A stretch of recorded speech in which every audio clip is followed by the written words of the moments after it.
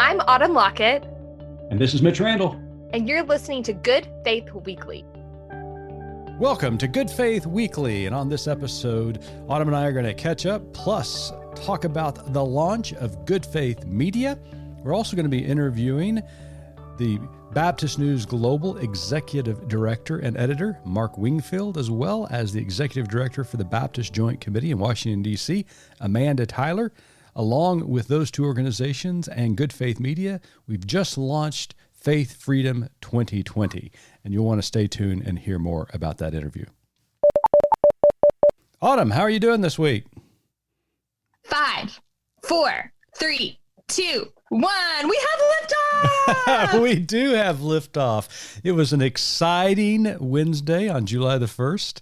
As Good Faith Media officially launched. You can check us out at goodfaithmedia.org. Lots going on at our website, and it was a good day. Golly, it seems like it's taken a long journey to get here. This conversation actually began a year and a half ago in San Antonio, Texas, as Nurturing Faith and Ethics Daily began the conversation about potential collaboration, which ended up in this combination of our two organizations, now known as Good Faith Media. Yeah, it's been so exciting to see all the preparation really come together. And we're just excited to be able to share this joint effort through our new beautiful website, the Faith Lab designed for us. I know, and it is such a robust website. There's the news and opinion section, there's the videos and podcast section, there's the books and journal section where you can purchase our latest publications by a variety of authors. You can also subscribe to our journal, which is a bi-monthly publication filled with wonderful new articles, each and every publication by some great theologians and historians and pastors and clergy and lay people. It's just really, really, really a good publication. So I would encourage our listeners to subscribe. And then, of course, our experiences with Bruce Gourley, going to Yellowstone National Park, Glacier National Park. I even think we're going to Hawaii this next year. Ooh, aloha. Yeah, aloha. That's exactly right. So lots of great stuff that you'll find at goodfaithmedia.org. We're really, really excited about the new website, so make certain you check it out. Are you worried that COVID-19 is going to put off your plans for theological education? The Baptist Seminary of Kentucky is offering a full schedule online this fall. Our approach to online education is unique, offering classes live and face-to-face via Zoom.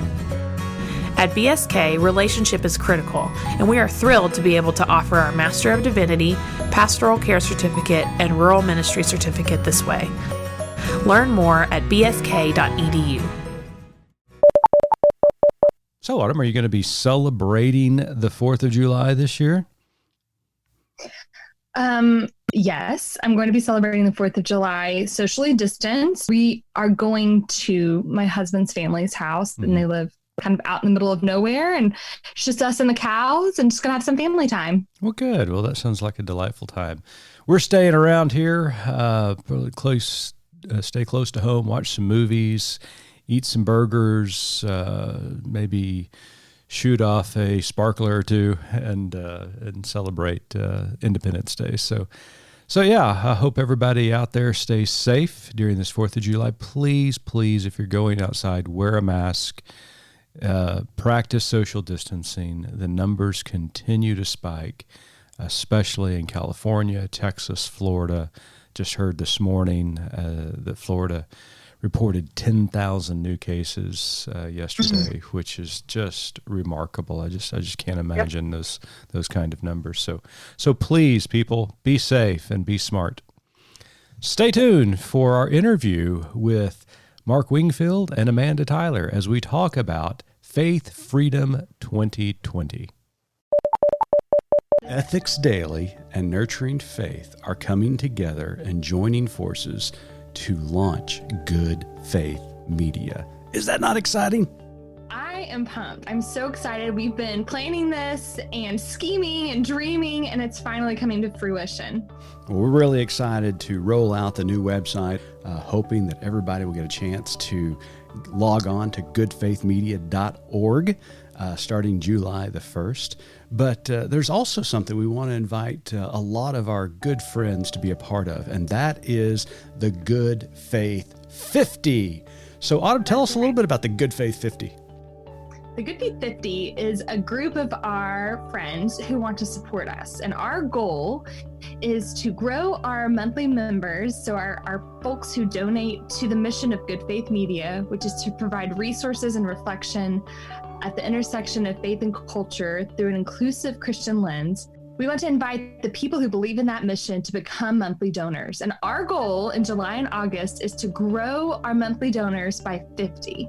That is absolutely awesome. We welcome anybody who wants to be a part of the Good Faith crew in the months of July and August. And all they need to do is go to goodfaithmedia.org, hit the donate button, and then select to become part of the Good Faith 50 and a monthly donor at any level. And we would love to hear from you. And we appreciate, as always, your support. Your contribution helps us publish new articles each and every day. It also helps us produce short documentaries and allows us to cover stories across the country. It helps us publish more books and provide more experiences for more people of faith. We are trying to advance a faith that is inclusive for all, providing justice for all and freedom for all. So make certain you sign up on Good Faith 50 at goodfaithmedia.org. Welcome back to Good Faith Weekly, and in this week's episode, we have two very special guests with us. Today, Mark Wingfield from Baptist News Global and Amanda Tyler from the Baptist Joint Committee in Washington, D.C. Welcome to Good Faith Weekly, both of you. Thanks for having me. Hello. Mark, so you started a new gig this week. Congratulations. You're now the executive director and publisher for Baptist News Global. Tell us a little bit about moving from the local congregational ministry to this position for Baptist News Global and your future vision for this organization. Yeah, sure. Thanks so much for the question. So I was a journalist for 21 years before I became a pastor for almost 17 years. And never thought I would be a journalist again. And yet here I am with this interesting third act of a career that's been presented to me. And I'm very excited about it. I think having been a pastor for this period of time with the journalism training is making me, I believe, a better journalist on this side around because of the pastoral experience and combining those two things. So I'm very excited about the future for our national nonprofit news service that is trusted by so many people. And we're glad to be in partnership with all of you too. Good. Great. Well, congratulations again.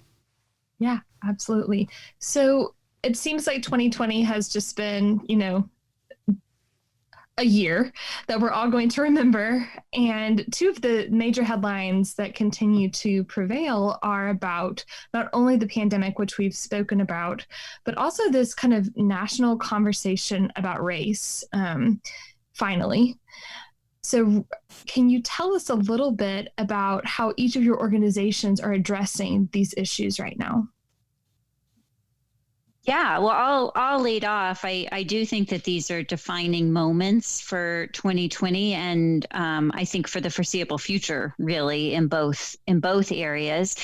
When the pandemic was declared in March, BJC was faced with almost immediately with really novel questions of law. When you see these huge stay-at-home directives and other things that force the closure of sanctuaries across the country, there were questions that came up about how that intersected with our First Amendment freedoms. We've never seen the government force the closure of churches on such a wide scale. And so having to kind of go through those on a quick basis and provide some analysis. We've seen one of those cases go all the way up to the Supreme Court. And so we have some idea of how the court might view that, but those are still unfolding legal questions and ones that we are here to help respond to. Another issue that came up, again, never before seen anything quite so on such a big scale were the PPP, the Paycheck Protection Program. And for the first time, there was an opportunity for churches, along with other nonprofit organizations, to get an emergency forgivable loan to help keep their staffs, including pastoral staff, but also childcare center staff and other staff employed during a time of, mass unemployment in this country. And so helping to advise and analyze things on a quick basis, we really needed to pivot some of our resources in that direction. And then the national reckoning with race and racial justice, it's a topic that BJC has been working on really for the last number of years. But this moment has just shown how urgent it is that we respond, that we see that we won't have faith freedom for all without racial justice, that we see how faith freedom intersects with human freedom, that we see how race and religious liberty interact. And so BJC, we had a national conversation last week on white supremacy and American Christianity. It's a program we actually had planned many months ago, but it was one that we had a lot more people interested in coming, and had our largest annual luncheon ever, because we were able to have it in a virtual space and on a topic that I think people are really interested in learning more about. So that wasn't just one moment in time, but I think we'll continue to see a focus of our programming for months to come. And Amanda, that program that was part of the Cooperative Baptist Fellowship's virtual General Assembly, is that online for people to view? Yes, it is. We have it on our YouTube channel, and I can certainly send you links to put in the show notes, and we can direct people to watch that national conversation and learn more about BJC's work. And I hope we'll get into in this conversation work about that we're doing to combat Christian nationalism around our movement, Christians Against Christian Nationalism. Good. Well, this is Mark. I want to jump in and commend Amanda and BJC staff for an excellent event last week. I just want you to know I brought my own rubber chicken and single stalk of broccoli to the luncheon this year. To make it official, yes. That was it. All I was missing was the cheesecake or something like that, which is usually the best part of the meal. So congratulations on a good event with that. Thank you. For B&G's part, the challenge right now is that there's so much to be said that's so urgent. How do we sort through? How do we prioritize? All of our columnists want to talk about the same things right now. And how do we make sure that we're not saying the same thing over and over again, and we're getting different perspectives on this? And how do we take a global view so that we can look at how these things are all connected to each other? It's not just one issue. There's 2 or 3 or 4 issues. And as each of you has already said, there is a thread that ties them together. These do not happen in isolation. And so if we're doing our job well, I think we somehow knit together that so that you can see that it's not only the issue, but it's the context that matters to that. I think that's something we can bring to that. A side note to that is that I'm working really hard. We have a wonderful stable of contributors to B&G, but I'm working very hard right now to expand the diversity of that group, not only racially, but in gender and in age and geography as well, because it's very easy for us in CBF life in particular to hear from people in Texas and the East Coast, and we forget that there's a whole Western United States that has an important perspective for us as well. Sorry, Mark, I'm not a journalist, but you said you have people who are wanting to say the same thing. Is there any value to just saying the same thing but louder for the racist in the back of the room? So I think it's a great question. I think the only way that that's true in our current age is if someone has a different audience. And so even this podcast that we're doing is leveraged on the ability of other people to share it with their spheres of influence. And so all the messages that we put out, if I write something, I have a following and I can amplify that to my following. I'm seeking columnists right now who will have an audience that they can also amplify that to. And I think that's where the difference is, because someone might listen to me who wouldn't listen to you, or someone might listen to you who wouldn't listen to me. Yeah. And I do want to get to the question about, Amanda brought it up just a moment ago, about Christians against Christian nationalism. Before I do that, this question is for both of you. And Mark, I know that you have only been on the job for a couple of days now, but I'm certain you have faced this on the local church level as well. And we get it here at Good Faith Media. When we engage issues such as racial justice, systemic racism, overt racism, and covert racism in culture, there's always a tendency by some to push back on the amount of coverage that we give these particular issues. And the pushback is always, are you going to provide a counter argument? And my question about that is, how do you provide a counter argument to racism?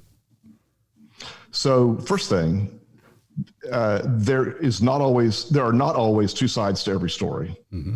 As journalists, we're trained that you need to say A and then you need to give the opposing B. And one of the problems in our American society right now is the media, rightfully, because of the way we were trained, has sought always to say, so-and-so said this, but on the other hand, someone said this.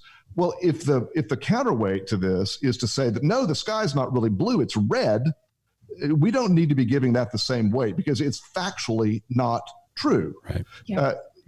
But this need for balance has caused us to propel some wacky ideas to give them credence, right?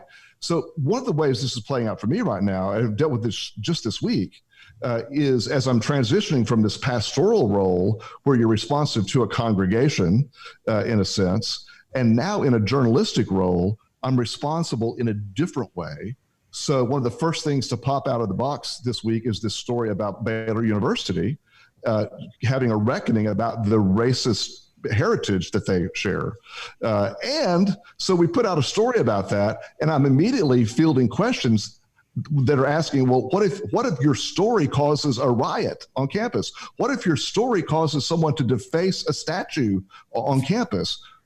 Don't you want to prevent that from happening? To which I have to say, that's not my problem. Right. You know, my job now is to tell the story and let people decide, not to be reckless about it, but also not to be the pastor who's trying to keep peace in the church. Sure. Yeah.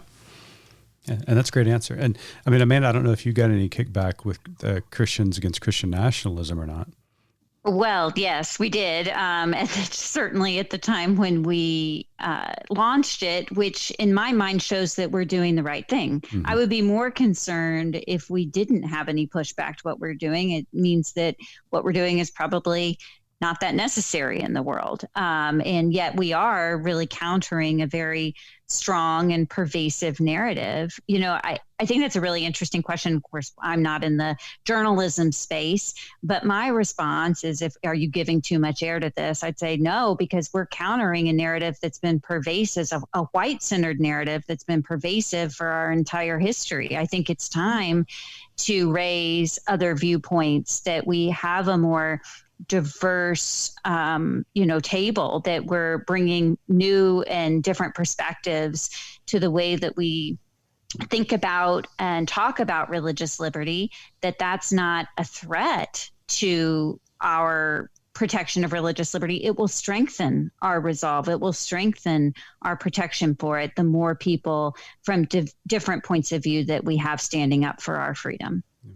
And Amanda, you mentioned a moment ago, and to continue this conversation about Christians against Christian nationalism, BJC took the lead in building a collaborative effort, and Ethics Daily was part of that, and BNG was part of that effort to call attention to the evils of Christian nationalism, the mythology of Christian nationalism, with the campaign Christians Against Christian Nationalism. Can you speak a little bit to that? Why it was you felt so compelled as an organization to take this stand, and how has it been playing out? Because it seems to be very germane in our context today. Yeah, so it was over a year ago that we at BJC really started to notice that the Christian nationalism seemed to be on the rise. Christian nationalism is not new. It has been around for decades, really for centuries. But that in where we were, again, more than a year ago, there were just more and more instances of it. And there seemed to be a need for people of faith, and particularly Christians, to provide a counter to Christian nationalism, to take a strong stand and say, this is not Christianity. This is not who I am. This is harmful to my faith, but it's also harmful to our unity as Americans. And so we worked, yes, with Ethics Daily, with BNG, with a number of other religious Christian groups and leaders who shared our concerns. And we worked first on a statement of principles that really were an outline of robust religious freedom for all, because we think the best antidote to the poison of Christian nationalism is an expansive protection of faith freedom for all. And so this list of principles included a lot of kind of standard BJC talking points, the kinds of principles that we've been standing up for decades, which is why we felt like this was clearly within our mission and our work to do. So we launched last July and saw a very quick response from a diverse nationally diverse and diverse from a perspective of different religious denominations. Thousands of Christians signed the statement. And it is still online and available for signing at christiansagainstchristiannationalism.org. And, I will just say, usually I get the question, well, what is Christian nationalism? Right. Unfortunately, this isn't a term that is in common parlance. I think that is something we certainly want, though, because I think we can recognize examples of Christian nationalism, but they're not always labeled as such. Mm-hmm. And so just to provide a working definition, Christian nationalism is a political ideology and a cultural framework that seeks to merge Christian and American identities. So it says if you're a real American, then you're Christian. Or if you're a real Christian, you're American. It tries to kind of cast American history in a providential light, that God shows special favor for America, that everything has worked in America to God's plan. It merges political and religious leadership.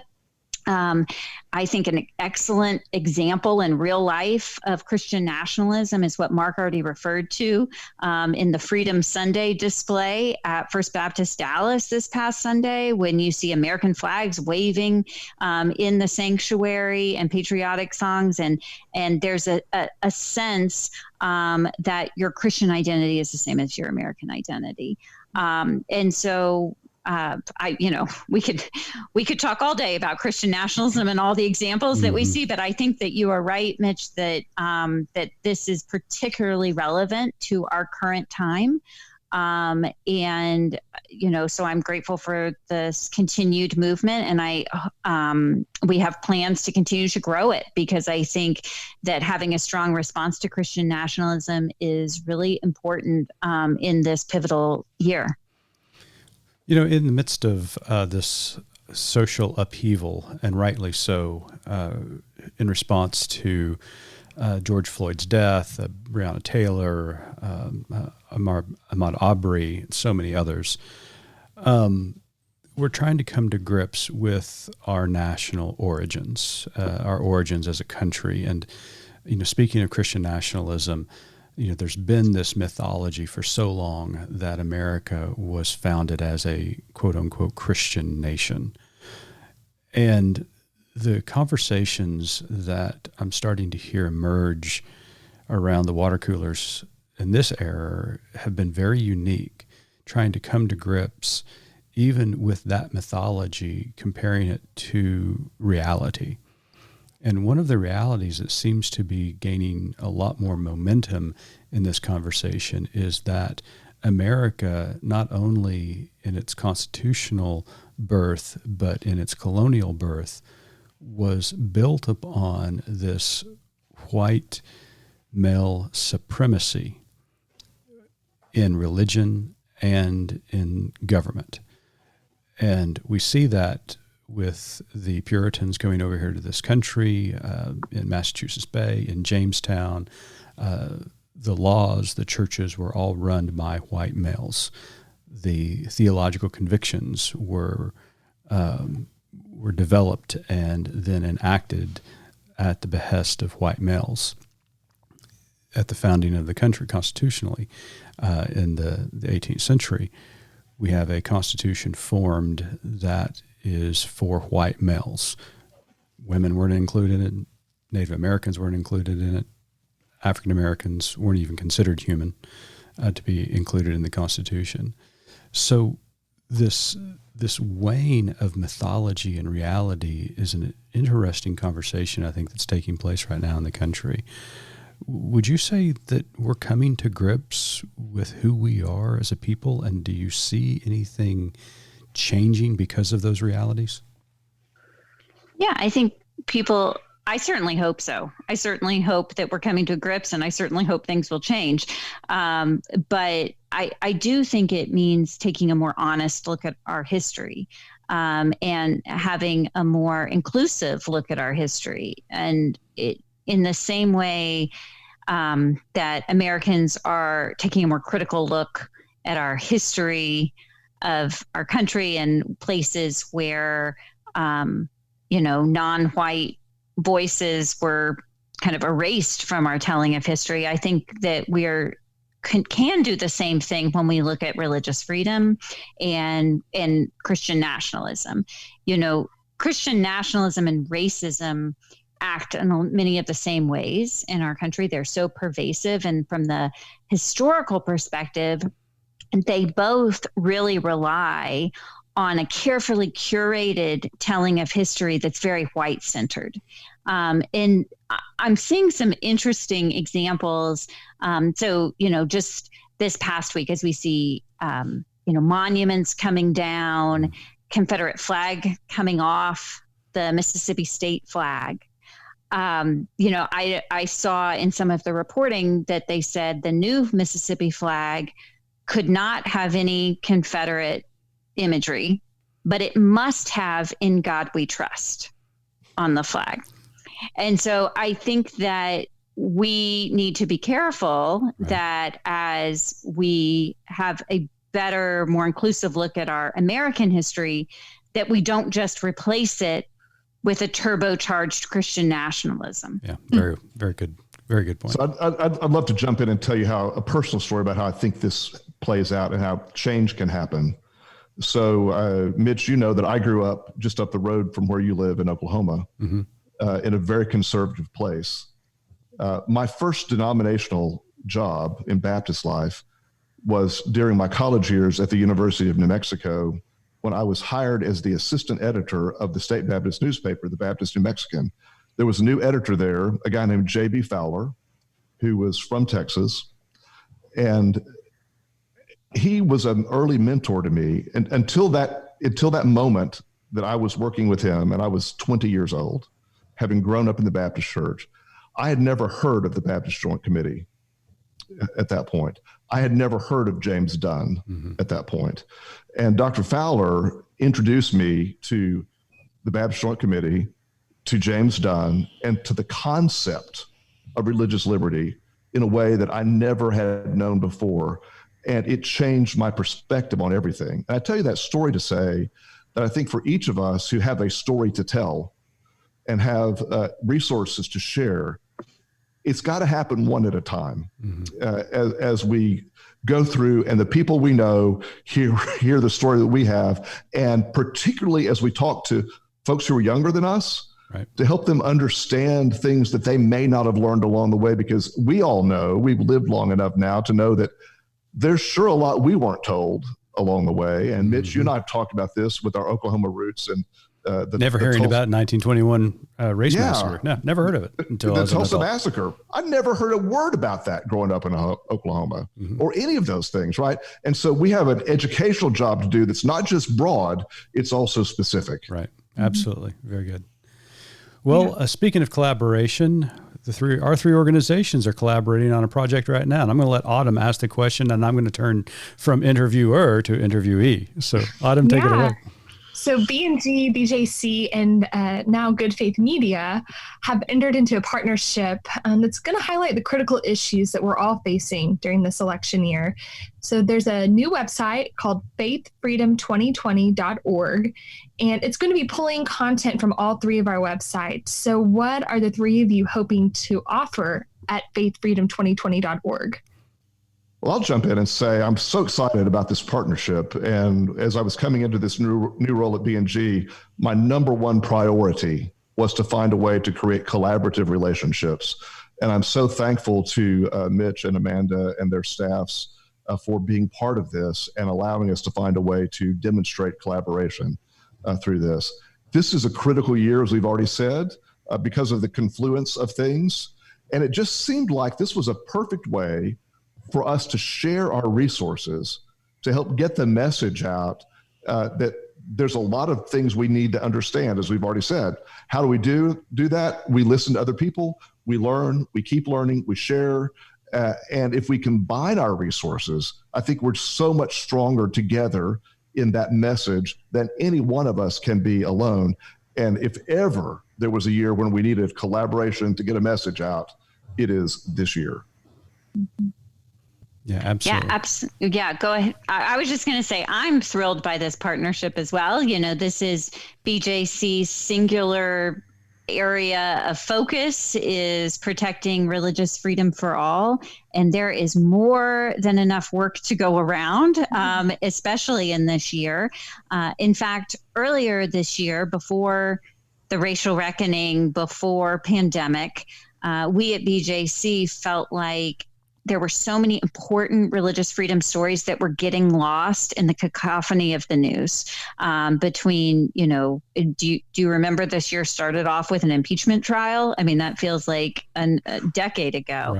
Right. Or that there's a major election going on this year. I mean, those stories have now been pushed off the front page, but those were front page stories, and they've all kind of made important religious freedom stories kind of go down to second or third tier. And we thought it was really important that people see what was happening with these religious freedom stories and a blockbuster term at the U.S. Supreme Court. You know, this past term, there are up to 5 Supreme Court cases that touch on religious freedom. And I've already mentioned some of the novel issues of religious freedom that came up with pandemic, the racial justice angle on religious liberty that I think is so crucial to our understanding and combating Christian nationalism. So with so much going on, having the great partners with Good Faith Media and B&G to help get this story told, to have this really saturate our media market, I think is really important. And BJC is excited to play what role we can in bringing some expertise and analysis to the table. Yeah. And for our part, Autumn, I mean, good night. In a year that has had a global pandemic, social justice at the forefront, protests and marches like we've never seen before across the world. Why not throw a presidential election in the middle of that and see what happens? Like a game of Jumanji. Yeah, it feels a little like Jumanji these days. But to be part of a collaborative effort with B&G and BJC is a very significant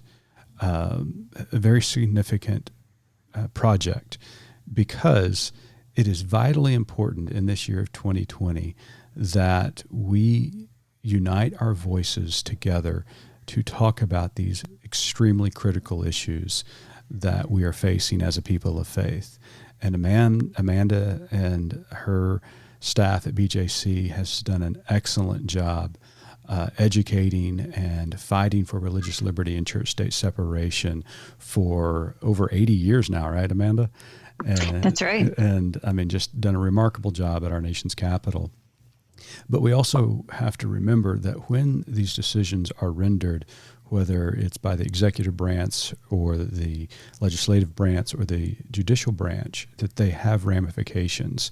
And like the court this week making the decision that legalized state funds be now allowed to be allocated to religious education. Well, when that decision is made, there's also some other realities attached to it, as public education will now start losing more funding because of that decision. When we debate religious liberty, what it is and what it is not, is religious liberty a tool so that individuals or companies can discriminate against a certain people within this country? There's always results that factor into these decisions that are made as we discuss and debate religious liberty and church-state separation. And so Good Faith Media is excited to be a part of not only standing beside these two great organizations, but to help perpetuate and to give voice to a message that people of faith have a say in these particular issues.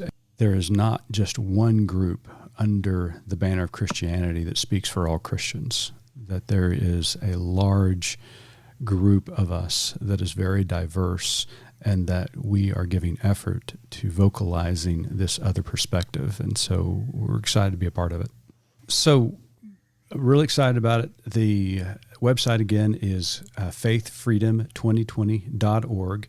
And it is a website where all three of our organizations' content will be pushed to that site. So anybody who wants to log on, take a look at that website, you're going to be seeing some great material, both written material and podcast and other potential videos being housed there at faithfreedom2020.org. So make certain to log on. So Good Faith Media, our tagline is "There's more to tell." I'd like to ask each of you what your more to tell is for the country, for Faith Freedom 2020, or for your organization. All right. Well, I'll go first, I guess. Autumn, thank you so much for that question.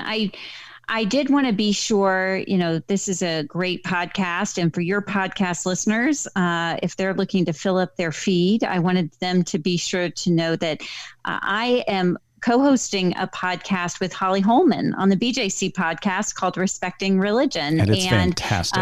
To the point of that there's so many religious liberty stories coming out this year. That's kind of the origin for that podcast series that we've been covering in depth.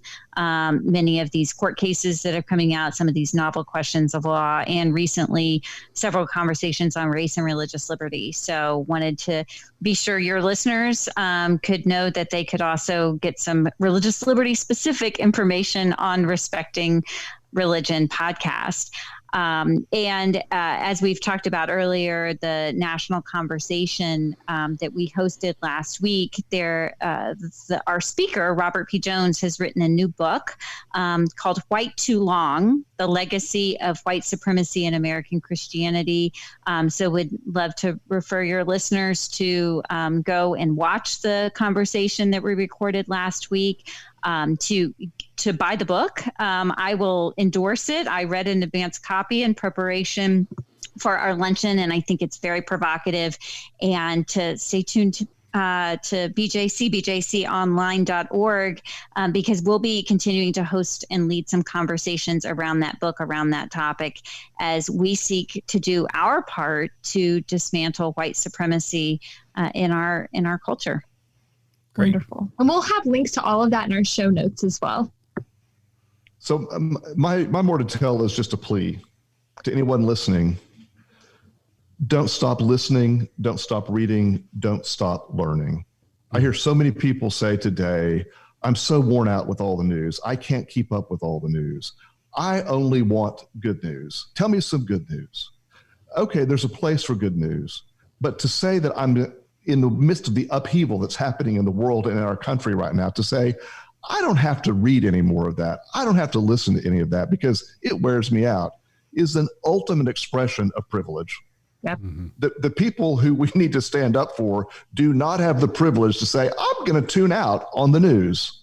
So please keep reading, please keep paying attention, please keep sharing, because the conversation is the only thing that's going to save us at this point. Mm-hmm. Well, Mark, Amanda, thank you so much for joining us at Good Faith Weekly. Again, Mark is the newly installed executive director and publisher at Baptist News Global, and Amanda is executive director for the Baptist Joint Committee in Washington, D.C. Thank you so much to both of you for joining us at Good Faith Weekly. Thank you. Thank you.